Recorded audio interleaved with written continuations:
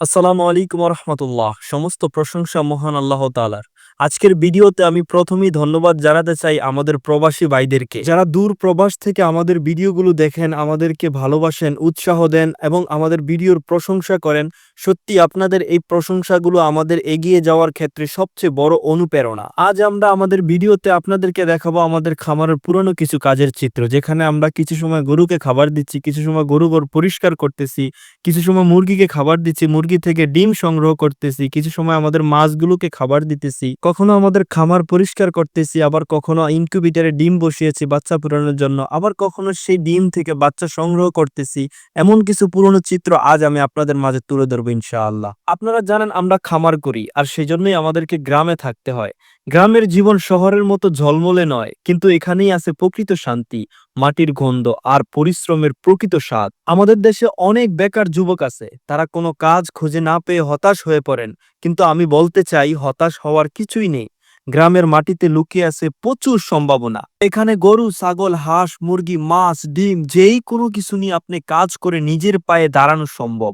আপনি ছোট্ট করে শুরু করেন, লেগে থাকেন, ধৈর্য ধরেন, এগিয়ে যান, তাহলে একদিন আপনার ব্যবসা অনেক বড় হয়ে উঠবে ইনশাআল্লাহ। বর্তমানে আমাদের সমাজে অন্যতম একটা সমস্যা হলো আমরা রাজনীতি নিয়ে ঝগড়া করি, বিভেদ তৈরি করি। কিন্তু সত্যি কথা বলতে রাজনীতি করে কখনোই আপনার জীবন পরিবর্তন হবে না। পরিবর্তন আসে নিজের কাজ দিয়ে, নিজের পরিশ্রম দিয়ে।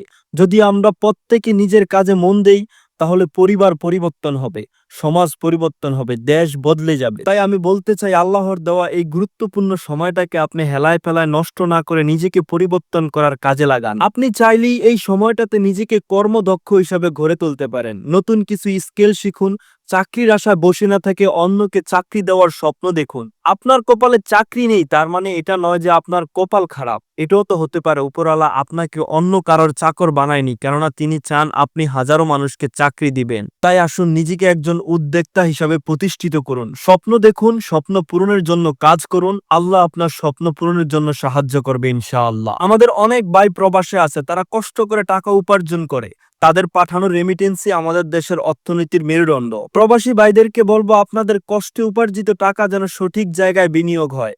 আপনি চাইলে খামার, ব্যবসা অথবা উৎপাদনমুখী কাজে বিনিয়োগ করতে পারেন। এতে করে দেশের টেকসই উন্নয়ন হবে ইনশাআল্লাহ। নিজের প্রতি বিশ্বাস রাখুন, ছোট করে শুরু করুন, ধীরে ধীরে বড় হবে। অন্যের সমালোচনা নয়, নিজের কাজে মন দিন। প্রবাসে যারা আছেন, দেশে যারা আছেন, সবাই মিলে আমরা যদি কাজ করি, তাহলে একটি সুন্দর বাংলাদেশ গড়ে উঠবে ইনশাআল্লাহ। আমাদের গ্রামীণ জীবন সহজ এবং সুন্দর। সকালের সূর্য উদয়, মাঠে সবুজ ধান, গরুর ঘন্টা ধ্বনি, এসবের মধ্যেই লুকিয়ে আছে আসল সুখ। শহরের কোলাহল নয়, গ্রামের পরিশ্রমী মানুষকে শান্তি দেয়। সর্বশেষ আবারও সবাইকে ধন্যবাদ জানাই আমাদের ভিডিওগুলো দেখার জন্য।